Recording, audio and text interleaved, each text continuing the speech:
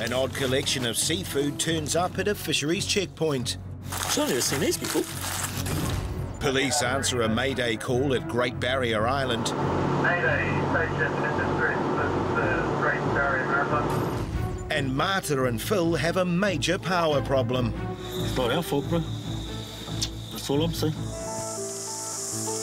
Guide them in, inspect them, and then they can back out with a boat.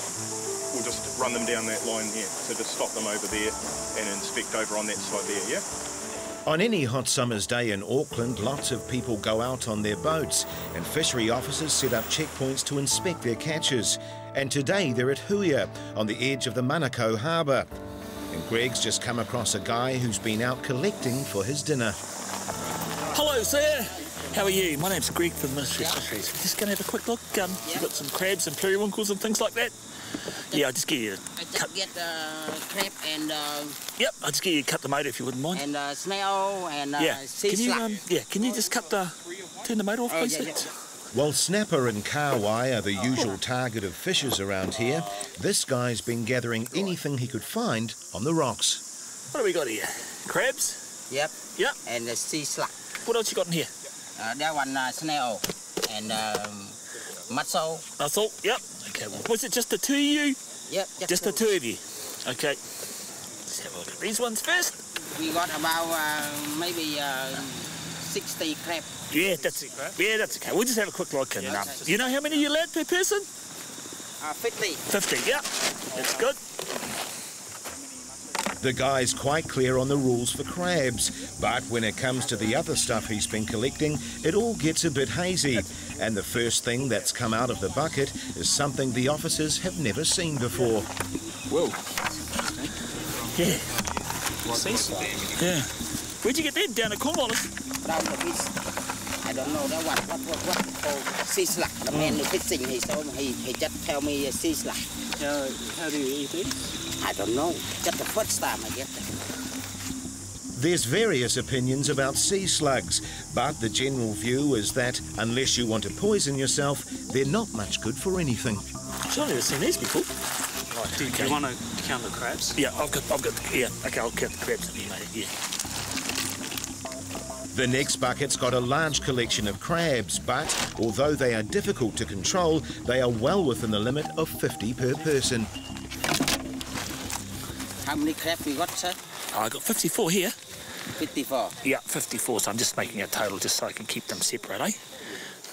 The buckets contain the oddest collection of seafood the officers have ever come across, but when it comes to the mussels and whelks, there's a problem. The limits for whelks are 50 per person, and we've got close on twice the number here, and then we've got the mussels, it's 25 per person, 16 in one container and 79 in another, so we've got a few over there, so and you're only allowed 25 per person, so I'll take some details with the gentleman and we'll go from there. The addition of an undersized scallop doesn't make the situation any better, but because the guy's claiming it was his young daughter who took it, nothing will be done about the offence. 72. So we've got 95 mussels in total, all right? And these were collected by both you and your daughter? Yep. Yep. Did you know the rules? Do you know how many you're allowed to, the rules? No. Okay. At almost twice the legal limit for mussels and whelks, this guy is going to receive an infringement notice. But he'll get to take his legal entitlement home. What I'm doing is just taking the excess, and we're going to take them back in the sea, but what I'll do is I'll give the entitlement of how many mussels that this gentleman's allowed, and I'll give them back to him, and then they can be on their way. The fisher received an infringement notice for $250 for taking excess shellfish.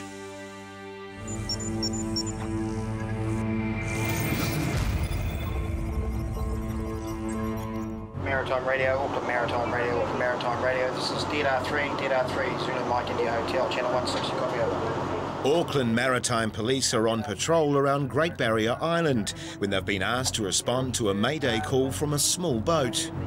5 people on board. 5 POB, yes. Comms between us and them very difficult. What is the nature of their distress? Do you know, Maritime Radio? We're trying to ask him, but we can't understand what he's saying. Copy that. Can you confirm the coordinates for the waypoint as just south of Mokiino Islands? That's right, just south. We've got... The language problem means that nobody can be sure what's caused the mayday, and the DODA still has a long way to go. Auckland Maritime Radio are doing all stations to see if there are any other vessels closer than us. We're approximately 21 miles away, so it's going to take us about 45 minutes to get there at this speed. But when the DODA finally reaches the reported position of the drifting boat, it's nowhere to be seen. We were right on it. You should be... Yeah, no, well, I should be... We should be seeing I got the waypoint on the... We haven't got them on radar, though. Yeah, Roger, sir. We're nearly at that GPS coordinates. No sign of this vessel, over. DODA 3, that's Great Barrier Maritime. Romeo, that's understood. I'll give the vessel a call now, see if I can get some of that position. Copy. Thank you. Listening 16. The first position the boat had given was around 35 degrees south. Just confirmed position.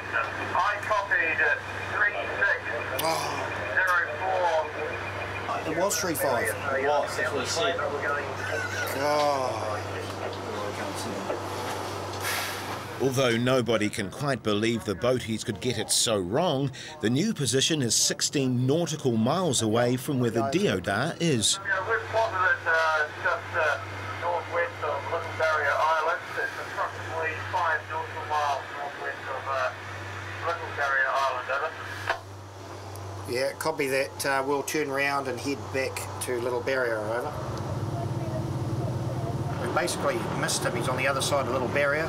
Gone straight to the Mokiinos, and now we're heading back to supposedly his location now, which is northwest of Little Barrier. Back at the Parau checkpoint, the afternoon is wearing on, and there's more and more boats to inspect.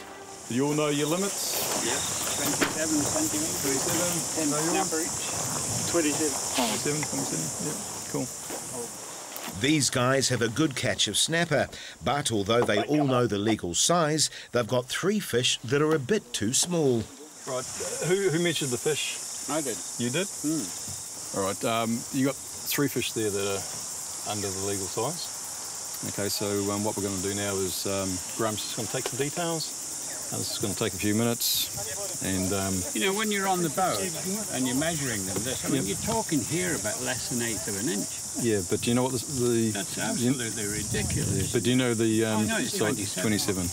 But when you're on the boat and the boat's bobbing up and down and you're measuring them on this... So if they're 27, you should put them, you know, if you think they're going to be under... Well, as far as we were concerned, they were legal.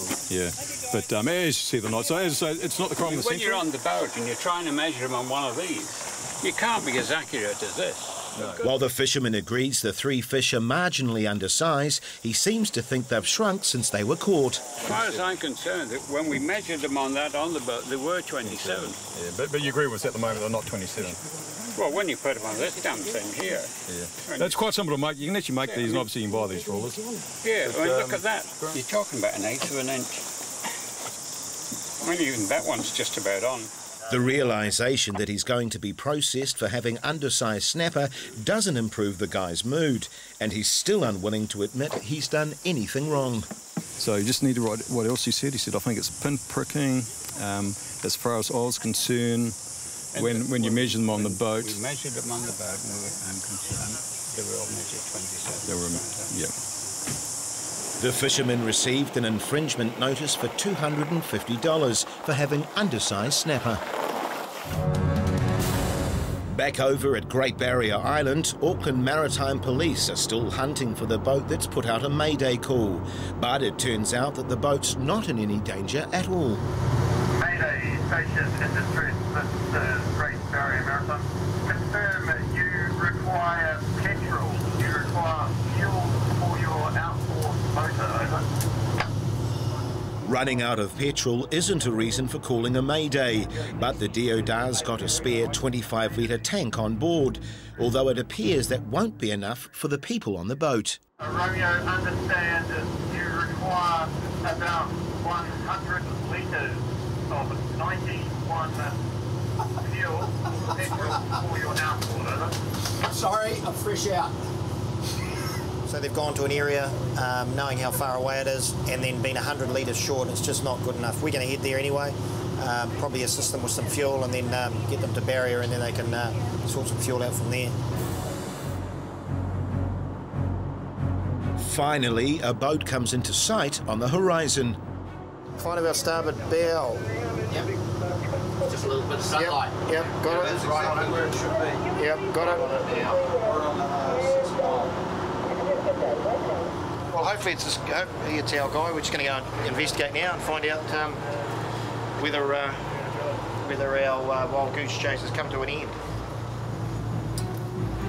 The wild goose chase is over, but the guys on the boat are still fishing, and there's no signs of any distress. Good afternoon. Have you been calling for help? Yes. You have. What's happened? We're running out of petrol. You run out of petrol? Yeah. How far have you come? We launched from Omaha Beach. Yeah. Yeah. And how much fuel did you have on board? Because the oil meter broken. That's why. The oil meter? Yeah, oil meter broken. What about the fuel level? Did you know how much fuel you had on board before you left? We thought we have probably 300-400 litre petrol, but you didn't. I don't know what happened, but just no petrol at all. Okay. Do you have life jackets on board for everyone? Yeah, we all have our life jacket. Can you put them on? He's indicated that he left with unknown amount of fuel on board, ill-prepared. We turn up here and they're just floundering around, no life jackets on. They've assumed there's fuel on board. You don't assume, you need to confirm, and it's a disappointing fact that you can spend that sort of money. This guy's putting his life jacket on. You see how he's putting it on? He's got it on back to front. So these guys don't even know how to put their life jackets on. Gary's beginning to wonder how this lot even got this far, but it appears they've had training. How long have you owned the boat for, sir?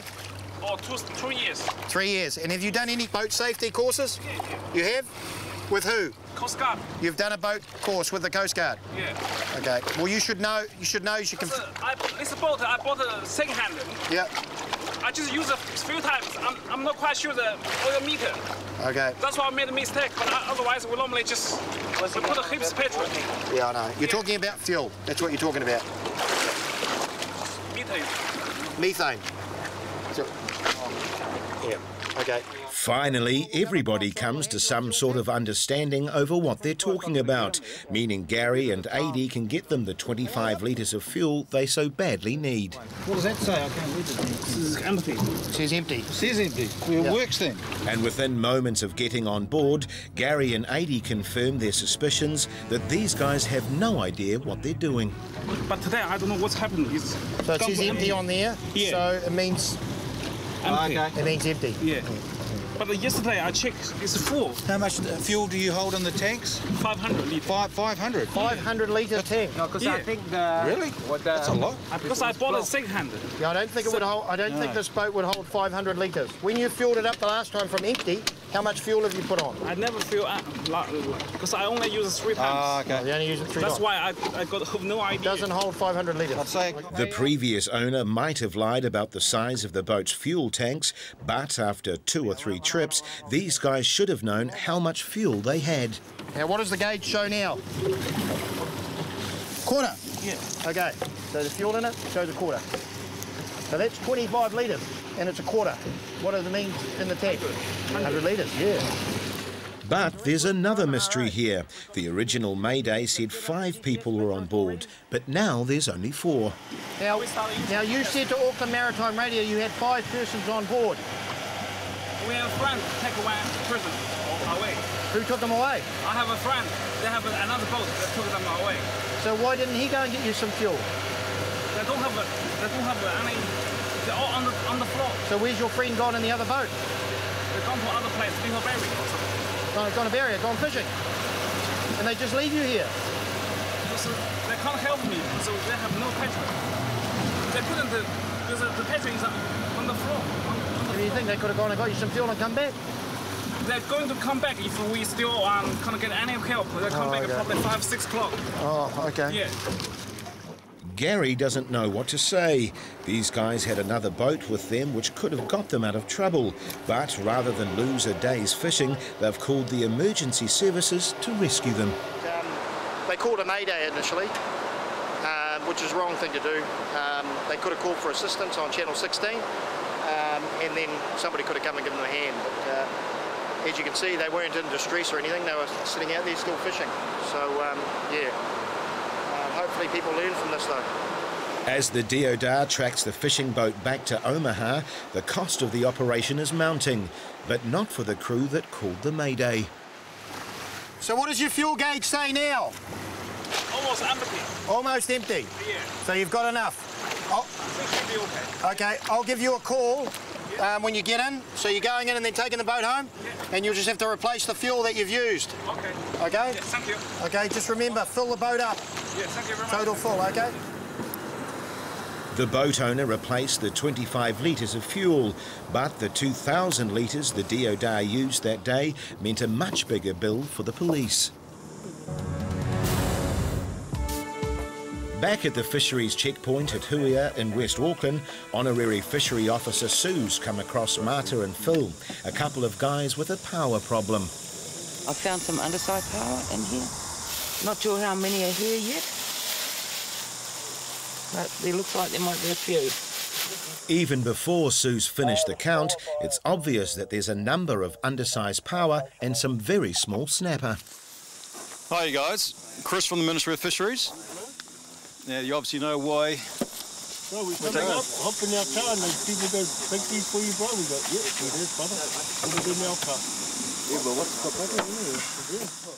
The two guys are claiming that they've been given the fish by a camper, but that's not going to make any difference here. Yeah, unfortunately, if they're in your possession, they become your property. Yeah. Oh, true, but as you can see, we haven't been diving. We're not wet or anything. Yeah. He must have given it to us to get us into trouble, eh? Yeah. Do you know this person? No, they were just coming down there, but... What type of car were they in? We're not sure what car they had broke us, but they had They were diving, so they said if we wanted some tinners and power, so we went and got. Right, well, we'll see what we've got first, and then we'll come back and talk to you, okay? All right. An interesting one. Obviously, they're saying that they've been given to them, which is quite a common excuse. But as I say, we'll go through the whole procedure, and we'll see what comes from that. The smallest power isn't even half its legal length of 125 millimetres, and the snapper are tiny. 165. And by the time Sue's finished the count, Marta and Phil are facing hefty fines. There's 27 undersized power and 12 undersized snapper. As the processing continues, Marta and Phil are still sticking to their story. If somebody gives you fish, right, and you got no fish, I mean, through the kindness of their heart, well, and you take it, because you know you just put him back in the water, because they're dead anyway. Yeah, what would you do if it was undersized and dead? So, and someone gave it to you? So, you know, we just obliged and we just took it with us. Yeah. You know, we better make use of it than throw it away and get it wasted. It's not our fault, bro. When the interviews start, Phil's admitting to catching some of the snapper. Yeah, but I put the two of the bigger ones here. But Marta's still insisting that the problem they're facing is the result of somebody else's generosity. Are you happy to take responsibility for these power because we actually found them in your possession? But I mean, you know, like, are we getting into trouble for something that somebody gave us? Or? Yes, because it's in your possession. So, law, it's in your possession. You take responsibility for it. Decision. Well, I take it because it's under my. He gave it to me. I had it in my car. Yeah. Yes, indeed, I had it in my car. Yeah. And I have, you know, there's no way out of that because it was in my car. Yeah. The power and the fish are undersized. We'll be confiscating those. But you're allowed to take the kinner, the mullet, and... Oh, that mullet was our bait. That was a bait, mate. Yeah. I bought that up in Glendine. It all takes some time, but eventually the two guys are on their way. I thought I was going to jail. But it's good to get even done with anyway, so I can get home. Just gotta wait for my mate to stop talking. As they set off for home, a quick read of the fisheries information pamphlet seems to come as a revelation. What's that, bro? Only like 10 pounds. Marta and Phil will know the regulations the next time they go fishing, but this time they'll each receive a $500 infringement notice for having excess and undersized power and undersized snapper.